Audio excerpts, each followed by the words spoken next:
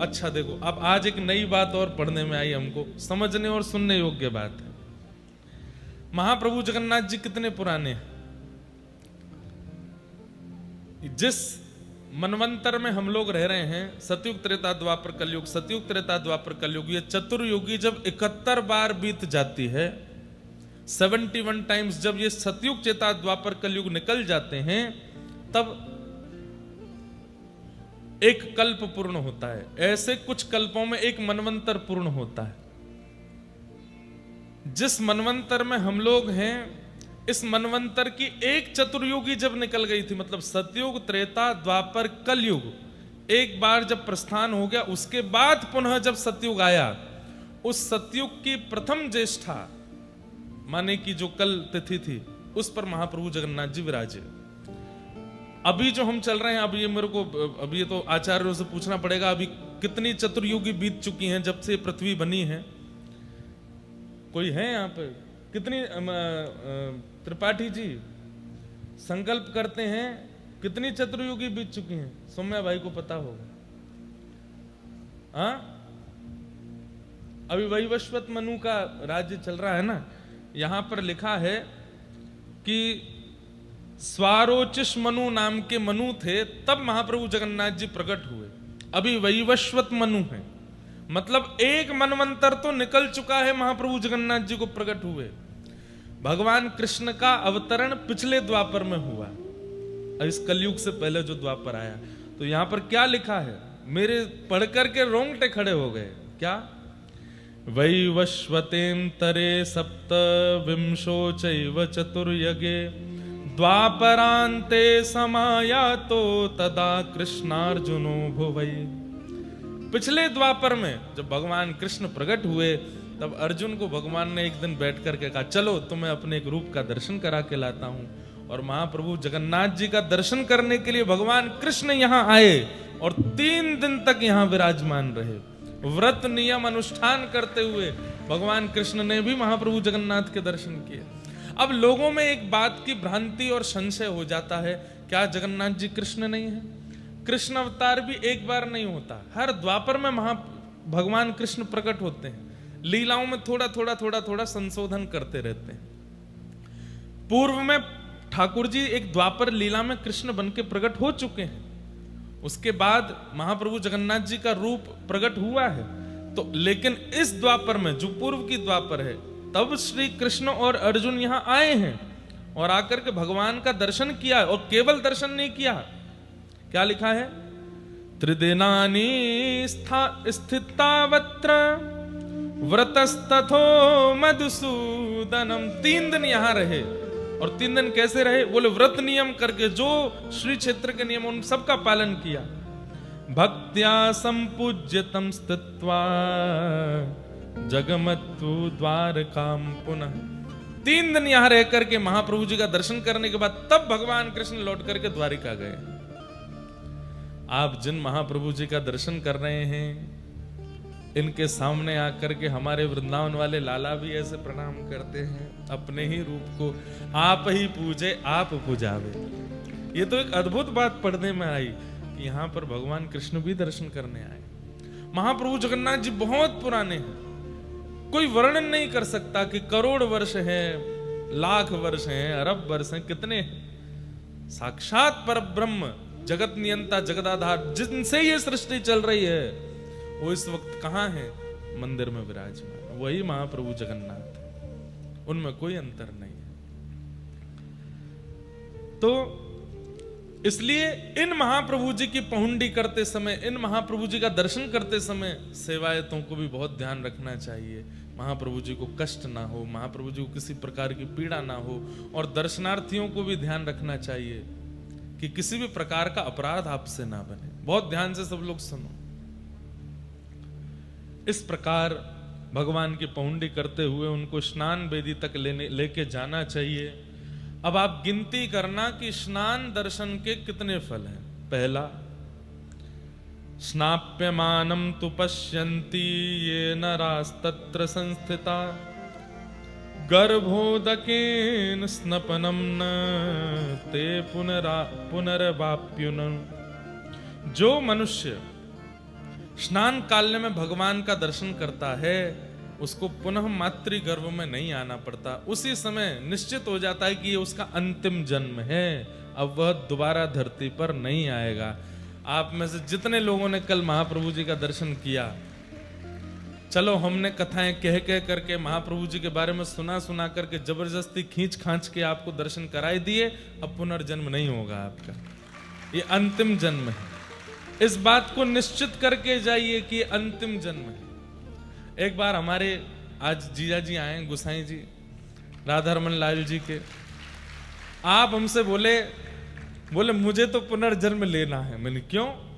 बहुत पुरानी बात है, इनको याद भी नहीं होगी, मैं छोटा था। बोले मुझे तो पुनर्जन्म लेना। मैंने क्यों? राधा रमन जी को उठाना मिलता हो, राधा रमन जी का श्रृंगार मिलता हो, राधा रमन जी की आरती सेवा मिलती हो, राधा रमन जी को प्रसाद नैवेद्य अर्पित करने को मिलता हो, अष्टयाम सेवा करने को मिलती हो, मंगला से शयन पर्यंत ऐसे कमल नयन राधा रमन लाल जी को निहारने को मिलता हो, तो ऐसा पुनर्जन्म मुझे दोबारा चाहिए। लेकिन आज मैं उस बात का संशोधन कर दूं, ये जन्म नहीं है, ये तो कृपा है। जन्म तो वो है जो संसार के विषयों में पढ़ते हैं, जिनको चिंता रहती है कि हमको कल के लिए कमाना है, परसों के लिए कमाना है, पत्नी के लिए कमाना है, बच्चों के लिए व्यवस्था करनी है, अपने घर बार करना है, ये करना है, वो करना है। जिनकी चिंता में पूरा संसार है वो जन्म लेते हैं, लेकिन जिनकी चिंता में महाप्रभु है, राधा रमन लाल, वो जन्म थोड़ा ही है, वो तो कृपा है।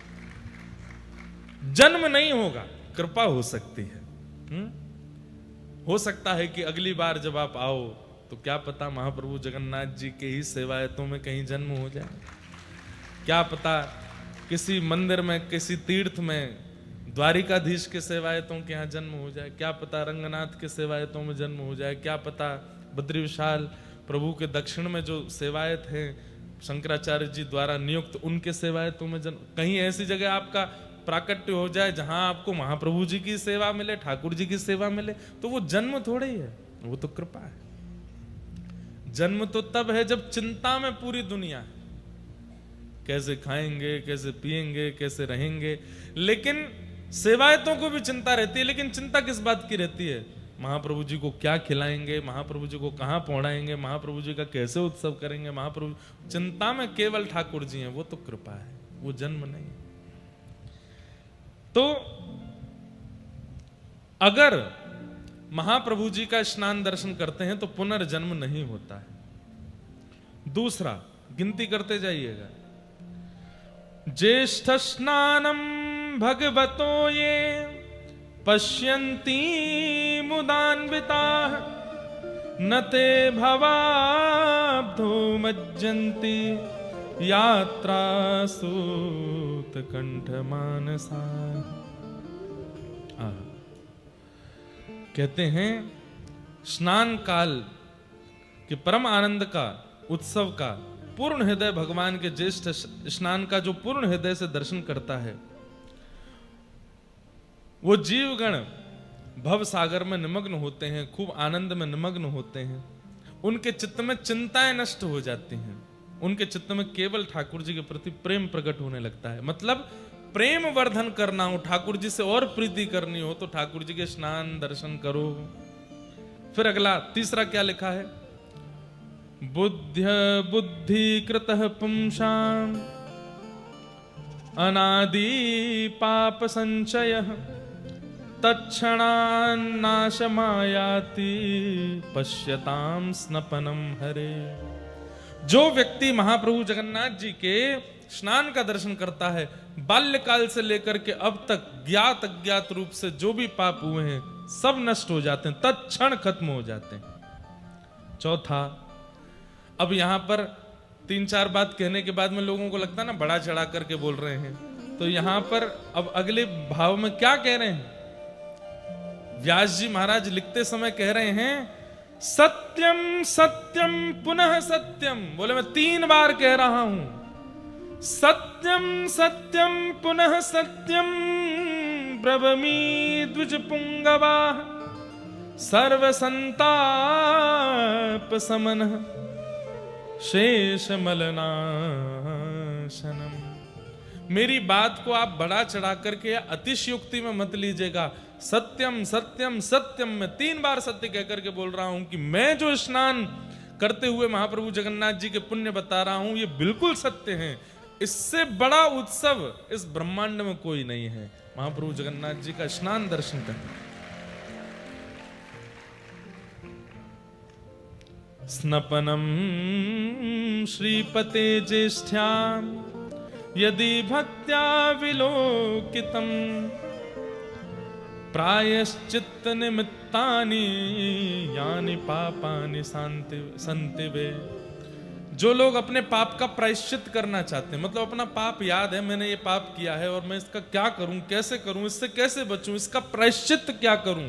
तो बोले प्रायश्चित करने में कुछ समझ ना आ रहा हो कि क्या प्रायश्चित करें, तो ज्येष्ठ पूर्णिमा के दिन महाप्रभु जगन्नाथ जी का स्नान दर्शन कर लो, आपका प्रायश्चित हो जाता है, सारे पापों से आप मुक्त हो जाते हो।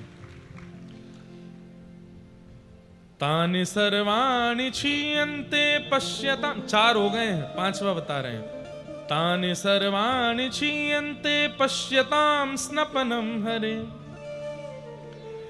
नातः परतरम कर्म यानायासेन मोचनम। इससे बड़ा कोई पुण्य इस सृष्टि में नहीं है। इस बात को श्री व्यास जी महाराज यहां पर वर्णित कर रहे हैं।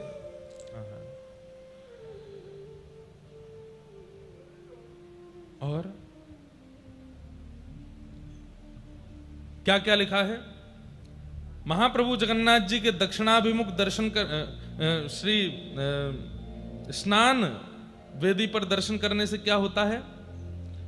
व्यक्ति पवित्र होता है, समस्त यज्ञों का फल मिल जाता है, जितने भी अनुष्ठान वो जीवन में करना चाहता है या कर नहीं पाया है उन सब का फल मिलता है, महादान का फल प्राप्त होता है, करोड़ों ब्राह्मणों को भोजन कराने का फल प्राप्त होता है। लो है गो भंडारों का, आप 100 200 500 को ब्राह्मणों को खिलाओगे, लेकिन कोटि ब्रह्म को प्रसाद पवाने का, महादानानि दत्तानि भोजिता कोटिशो द्विज, करोड़ ब्राह्मणों को भोजन कराने का फल प्राप्त होता है स्नान वेदी पर महाप्रभु जगन्नाथ का दर्शन करने से। करोड़ों ब्राह्मण भोजन, गया आदि तीर्थों में करोड़ों पिंडदान, मतलब सारे पितृ भी मुक्त हो गए कल महाप्रभु जी का दर्शन करके, सबका पिंडदान भी हो गया। पुण्य काल में तीर्थ स्थानों में अधोरदयादि योग सहित करोड़ों तीर्थों में करोड़ों बार स्नान करने का भी फल प्राप्त हो जाता है। और इससे ऊपर क्या बोले हैं आपको, हैं? स्नातानि तेन भो विप्रा य पश्येत स्नपनम हरे कोटि तीर्थेषु कोटिश, मतलब गंगा जी, यमुना जी, कावेरी, सरजू जी आदि आदि आदि आदि जितनी भी नदियां हैं, जितने भी तीर्थ हैं, जितने भी कुंड हैं, जितने भी सरोवर हैं जहां पर एक डुबकी लगाने का भी फल होता है, उन तीर्थ कुंड सरोवरों में भी 1 करोड़ बार स्नान करने का फल एक बार में प्राप्त होता है महाप्रभु जी को स्नान दर्शन करने से। बताओ इतना पुण्य देने वाले कोई देव है? और किस लिए दे रहे हैं? कि हम पाप मुक्त रहें, ताकि पाप मुक्त रहेंगे तो मृत्यु के बाद उनको प्राप्त कर लेंगे, केवल हमारे लिए महाप्रभु जी इतना योग बल देते हैं। भगवान के स्नान धरने से श्रेयस्कर कर्म किसी शास्त्र मार्ग में दृष्ट नहीं होता, यह भी लिखा है। सत्यम सत्यम पुनः सत्यम, दूसरी बार आया ये श्लोक, सत्यम सत्यम पुनः सत्यम ब्रवीमि द्विज पुंगवा नातः श्रेयस्करम कर्म शास्त्र दृष्टे प्रतिष्ठितम। मैं फिर से कह रहा हूं कि मैं सत्य बोल रहा हूं, सत्य बोल रहा हूं, सत्य बोल रहा हूं। इतना पुण्य किसी शास्त्र में और किसी भी क्रिया को, किसी भी पुण्य कर्म को करने से प्राप्त नहीं होगा जो स्नान वेदी पर महाप्रभु जगन्नाथ के स्नान दर्शन करने से प्राप्त होता है। अब हमको तो ये लग रहा है हर स्नान पूर्णिमा पे जगन्नाथ जी के पास ही आ जाया करें, सबको दर्शन करावें, अपने लाल जी का यहीं स्नान उत्सव करें, महाप्रभु जगन्नाथ जी का स्नान दर्शन करें, हैं हर साल कर लें। क्या होगा फिर? इतने पुण्य आ जाएंगे हम पे कि हमको दूसरों को दान करना पड़े, ले हमारे पुण्य ले ले भाई। लेकिन एक बात, ये करोड़ करोड़ शब्द सुनकर के आप लोग कहीं भूल मत जाना कि अब तो हम सारे पापों से मुक्त हो गए। एक बात बोलें, हम इस पृथ्वी पर खड़े हैं, यहां जन्म लेकर के आए हैं, इसका मतलब हमारे पाप भी अधिक हैं। हमारे पापों की कोई गणना नहीं है, हमारे पापों की कोई गिनती नहीं है। इसलिए महाप्रभु जी ने खोल दिए कि भाई मेरा एक दर्शन कर लो, स्नान दर्शन कर लो, कोटि पुण्य प्राप्त होगा। क्यों? क्योंकि तुम्हारे पाप तो खरबों में हैं, तुम्हारे पाप तो जाने कितने हैं, थोड़े तो कम होंगे। इसलिए कहीं भूल मत जाइएगा कि अब तो हम मुक्त हो गए। कहीं फ्लाइट में, ट्रेन में स्पर्श मत करना, हमारे अंदर बहुत ज्यादा पुण्य है, ऐसा नहीं करना। हमारे पाप तो इतने हैं कि ऐसा लगता है समुद्र में से केवल एक जग भर के जल निकाल दिया होगा। समुद्र अथाह तो अभी भी भरा पड़ा है। इसलिए कहीं एक बार स्नान दर्शन करने के बाद आप मन बना लो कि बस अब तो हो गया सब, अब कुछ करने की आवश्यकता नहीं। ठीक है, पुनर्जन्म नहीं होगा, पुनर्जन्म, लेकिन पूर्व के भी तो नष्ट करने। तो हर साल जब तक जीवित हो स्नान दर्शन करते ही रहो। ठाकुर जी के रथ आरूढ़ होने का दर्शन उसकी अलग महिमा है, लेकिन कह दें तो कोई अतिशयोक्ति नहीं, किंचित तनिक ज्यादा महिमा ठाकुर जी के स्नान दर्शन की है। ये बात तो यहां पर स्वयं कह रहे हैं, नातः श्रेयस कर्म कर्म शास्त्र दृष्टे, इससे श्रेष्ठ कर्म शास्त्र में मुझे दिखता नहीं है। भगवान को स्नान करते हुए देखना, पतिस्थितम। आहा, अब एक बात बहुत पते की, यदेव पुण्य मुदितम स्नान दर्शन कर्मणि। अगली बार, अभी तो हमने खंड खंड में कथा की, थोड़ा सा भगवान के प्राकट्य की कथा सुना दी, इंद्रद्युम्न राजा का थोड़ा थोड़ा प्रसंग सुना दिया, आज जैसे स्नान उत्सव सुना दिया। अगली बार अगर कोई क्रम जगन्नाथपुरी का बनेगा, आद्योपांत आपको भगवत कृपा से, जगन्नाथ जी कृपा से स्कंद पुराण सुनाएंगे, पुरुषोत्तम महात्मा पूरा सुनाएंगे, बिल्कुल प्रारंभ से विश्राम तक, एक एक बात क्या लिखा है, कैसे है।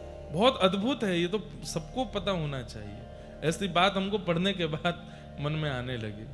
और ये सब कृपा, पहले दिन जब यहाँ आए तो यहाँ के गजपति महाराज ने हमको आज्ञा की कि आप स्कंद पुराण की कथा करो, स्कंद पुराण से लेकर के महाप्रभु जगन्नाथ जी का यश कहिए। और ये देख करके इतना सुख मिल रहा है कि कितना सुंदर भाव है। अभी तक जो हम बताते आए उनसे भी लाख गुना सुंदर भाव तो यहां वर्णन है। क्या लिखा है?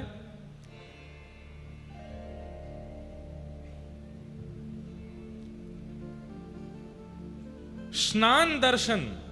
अब कई लोगों के मन में संशय आ गया कि महाप्रभु जगन्नाथ जी के ऊपर जब जल पधराया जा रहा था, वो दर्शन स्नान दर्शन है, या पहुंडी करके महाप्रभु जगन्नाथ जी जब स्नान वेदी पर विराजते हैं तब से लेकर रात्रि तक कभी भी दर्शन किया जाए उसको स्नान दर्शन माना जाता है। ये संशय मन में आ गया। तब कह रहे हैं, यदेव पुण्य मुदितम स्नान दर्शन कर्मणि तत्फलम वाप्नोति दृष्ट्वा मंचस्तमुच्यतम। बोले कि ठाकुर जी पहुंडी करके जब आते हैं और जैसे ही स्नान वेदी पर बैठते हैं और जब तक स्नान वेदी पर बैठे हैं तब तक दर्शन करना वो स्नान दर्शन ही है, उसका समान फल है।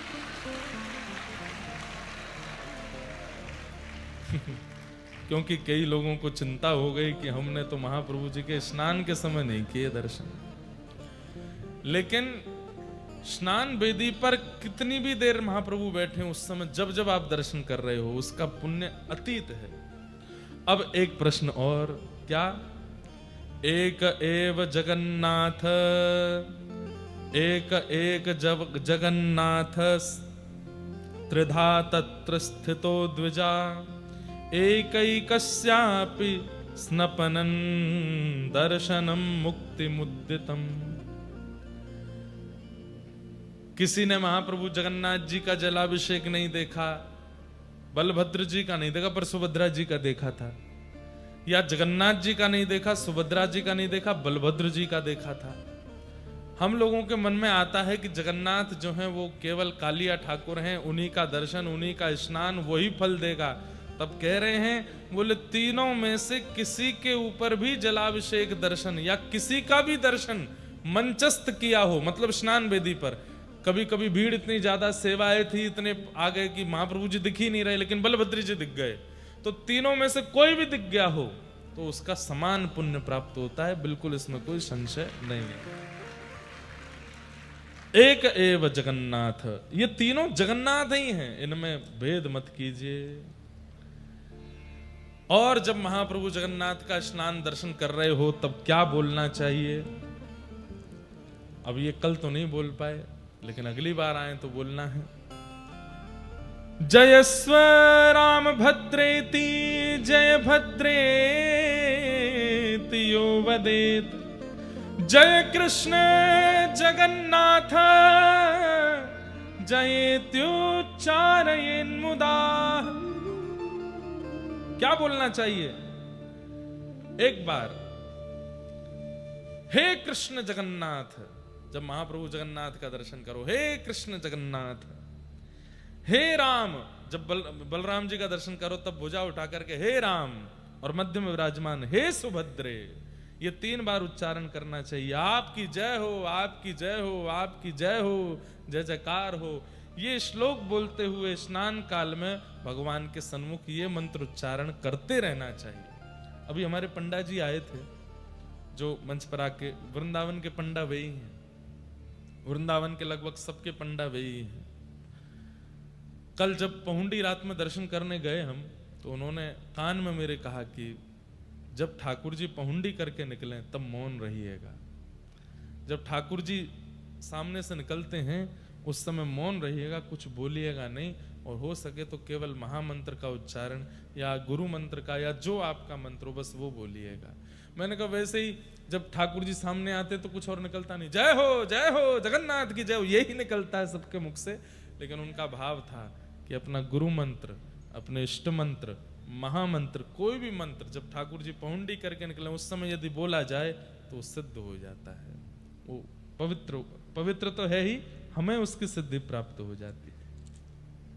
इस प्रकार महाप्रभु जी के जलाभिषेक दर्शन का फल बताया। अब उस अभिषिक्त जल को पान करने का और उससे स्नान करने का क्या फल है वो बता रहे हैं। क्या कह रहे हैं? भद्रासन में बैठ करके महाप्रभु जगन्नाथ जी के अभिषिक्त जल उसका पान करके उसको सिर पर धारण करना चाहिए, उससे स्नान करना। अब इतना तो मिलता नहीं कि स्नान हो, तो क्या करें, थोड़ा जल पी के जो थोड़ा बच जाए उसको ऐसे अपने सिर पर। अच्छा, ये पीना कैसे चाहिए ये तो किसी को आता ही नहीं है। ठाकुर जी का चरणामृत हो या वो सदैव बंधुओं हाथ में लेकर के इससे मुख स्पर्श नहीं होना चाहिए। ये आप या इतना, एक तो ऐसे मुद्रा बनाइए कि वो इतने में आ जाए और उसको सीधे मुख के अंदर स्पर्श मत कराइए, सीधा डालिए मुंह खोल करके। मुख में जाएगा, थोड़ा मुख पे लग जाएगा, उसको मुख पे पहुंच लीजिए। लेकिन महाप्रभु जगन्नाथ जी के मंदिर में कुछ झूठा नहीं होता, महाप्रसाद भी झूठा नहीं होता, जल भी झूठा नहीं। कल यहाँ पे ठाकुर जी का जो जब पहुंडी करते समय जल पीते हैं तो वो पधराया गया, तो हम पीने, वो नहीं मुंह लगा के पीजिए। मैंने कहा झूठ, अरे ये महाप्रभु जी का है, यहाँ पे कुछ झूठा नहीं होता, सब पान कर जाते हैं। पर फिर भी आप लोगों को ऐसे ही उसका पान करना चाहिए और सिर पर धारण कर लेना चाहिए। ऐसे में नहीं हो पाता तो ऐसे लेकर के उसको ऐसे धारण करना चाहिए, ताकि हाथ आपका झूठा ना हो, अपवित्र ना हो। महाप्रभु जी के जल, स्नान युक्त जल का सेवन करने से और अपने सिर पर धारण करके उसका स्नान मानने, स्नान मतलब पूरा नहाना नहीं होता, केवल मस्तक पर धारण कर लो, नेत्रों से लगा लो, वक्ष पर लगा लो, ये स्नान है। उसका क्या है पुण्य? अपुत्रामृतवत्सा वा वंध्या वापि लभेत सुतम सुभगः सर्वलोकानां निर्धनो धनवान भवेत्। सुभगः सर्वलोकानां निर्धनो धनवान भवेत्। पहला, यदि कोई अपुत्र है मतलब संतान नहीं है तो उन पर भगवान कृपा करते। कोई वंध्या है, संतान जन्म नहीं हो रही है, पुत्र जन्म नहीं हो रहा, पुत्री जन्म नहीं हो रहा, उस पर ठाकुर जी कृपा करते हैं। और मात्र पुत्र का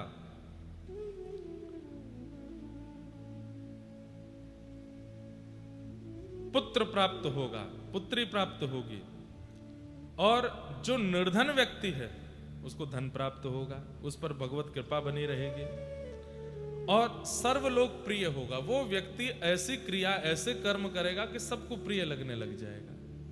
इसलिए महाप्रभु जगन्नाथ जी के जलाभिषिक्त जल को पान और उससे स्नान करने का ये फल है। दूसरा क्या कह रहे हैं?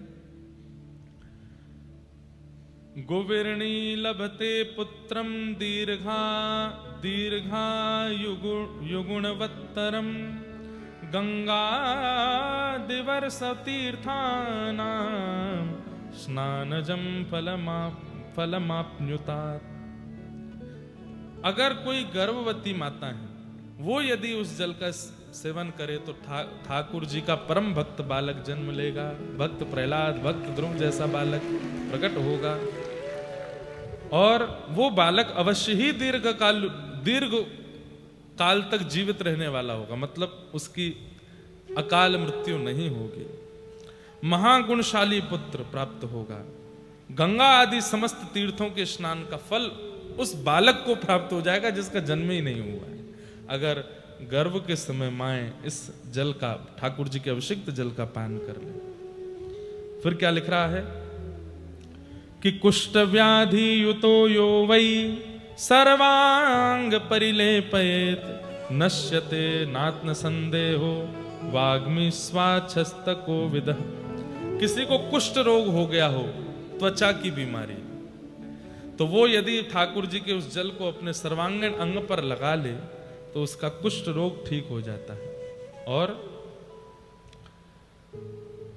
उसको समस्त रोग विनष्ट हो जाते हैं। जो भी रोग होंगे उसके, चर्म रोग हो चाहे भीतर का कोई रोग हो।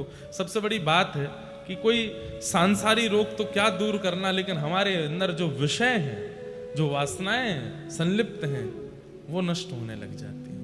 महाप्रभु जी के उस जल का पान करने से निश्चित ही यह पुण्य प्रदायक होता है। नातः पवित्रम भो विप्रा सर्वधुन्य भोपि कर्तितम यत यत कामयते चित्ते एहि कामोस्मिकम तथा। कह रहे हैं कि महाप्रभु जगन्नाथ जी के इस जल को, इस जल की महिमा इतनी है कि कोई पवित्र नदी भी उसकी उपमा को ग्रहण नहीं कर सकता। इतना पवित्र महाप्रभु जगन्नाथ जी का अभिषिक्त जल है, उसका पान करना चाहिए। ऐसे विष्णु स्नानावशेषेण तायेन लभ्यते फलम स्नान दर्शन नजम पुण्यम धर्मात्मा लभते ध्रुवम। कितना पुण्य प्राप्त होता है उसको प्राप्त करने से, इसका तो वर्णन नहीं किया जा सकता। अतएव मनीषी गणों का कथन है कि धर्मात्मा व्यक्ति को स्नान दर्शन जनित पुण्य निश्चित प्राप्त होता है, और व्यक्ति को साल में एक बार महाप्रभु जगन्नाथ जी का स्नान दर्शन अवश्य अवश्य अवश्य करना चाहिए। इस प्रकार महाप्रभु जगन्नाथ जी का स्नान दर्शन होता है। अब एक पन्ना पलट ही रहा था मैं, तो मैंने एक बात और पढ़ी, एक बात और सुनी। वो क्या? कितनी सुंदर बात। तस्मिन् काले हरिं पश्येत् व्रजन्तं दक्षिणामुखं रामं भद्रं च यो मर्त्यो न स प्राकृत मानुषः। महाप्रभु जगन्नाथ स्नान वेदी से जब वापस लौटते हैं, उसको कहते हैं ठाकुर जी पुनः पहुंडी करते हुए जब वापस जाते हैं, उस समय ठाकुर जी दक्षिणाभिमुख यात्रा करते हैं। उस यात्रा का यदि कोई व्यक्ति दर्शन कर रहा है तो वो व्यक्ति सामान्य नहीं है। हमारे जितने भी विप्रगण बैठे हैं, जिनको हम जबरदस्ती खींच के रात में ले गए, हमारे जीजा जी भी बैठे हैं, आइए। पंढरीनाथ आए हैं, अलारनाथ जी आए। आज से महाप्रभु जगन्नाथ जी का दर्शन यहाँ से 20 किलोमीटर दूर अलारनाथ में होगा। तो अलारनाथ भगवान के रूप में पधारे। एक यहाँ पर एक वो लगा दीजिए, कुर्सी या सोफा लगा दीजिए, बैठ जाएंगे ठाकुर जी। वाह। श्री चैतन्य महाप्रभु का कथन है कि 15 दिन जब महाप्रभु जी का दर्शन जगन्नाथपुरी में नहीं होता तो समीप में ही अलारनाथ नाम का एक स्थान है, वहां पर महाप्रभु जी विराजमान होते हैं और वहां उनका दर्शन करने से जगन्नाथ दर्शन का फल प्राप्त होता है। बोलो अलारनाथ भगवान की।